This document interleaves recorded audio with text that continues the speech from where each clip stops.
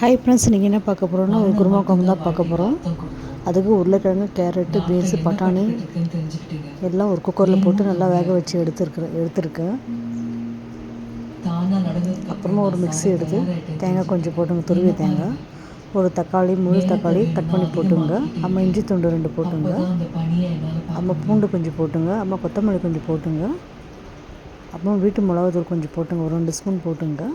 அம்மா தனியா பொடி 1 ஸ்பூன் போட்டுங்க. நம்ம தேவையான தண்ணி விட்டுட்டு மிக்ஸியில் போட்டு நல்லா மைய அரைச்சிங்க.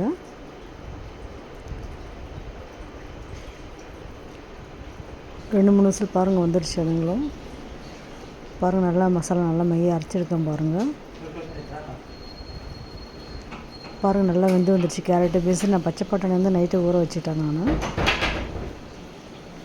பாருங்கள், நல்லா வெந்து வந்திருக்கு பாருங்கள். நம்ம இந்த ஸ்டேஜில் என்ன பண்ணாங்க, ஒரு ஸ்டவ் ஆன் பண்ணிவிட்டு ஒரு குழம்பு கொண்டா வச்சுட்டு, குழம்பு கொண்டா காஞ்ச உடனே எண்ணெய் ஊற்றிட்டு, எண்ணெய் காஞ்ச உடனே பட்டை லவங்கம் போட்டுட்டு, கறிவேப்பிலை போட்டுட்டு, நறுக்கி வச்சு வெங்காயம் துண்டு போட்டுட்டு நல்லா வதக்கிட்டு நம்ம வேக வச்ச தண்ணியோட குழம்பு கொண்டாவில் சேர்த்துக்கலாம். அப்புறம் கொஞ்சம் மஞ்சள் பொடி, கல்லுப்பு சேர்த்துட்டு கொஞ்சம் மூடி வச்சுடுங்க. நல்லா ஒரு 2-3 கொதி வரட்டும். நம்ம இந்த ஸ்டேஜில் என்ன பண்ணுங்க, நம்ம அரைச்சி வச்ச மசாலா தான் இதில்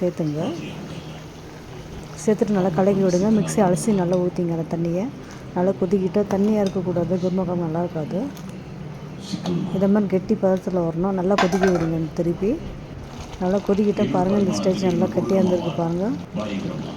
ரெடி ஆச்சு. இது இட்லி, தோசை, சாதத்துக்கு கூட நல்லாயிருக்கும், சப்பாத்திக்கு ரொம்ப நல்லாயிருக்கும்.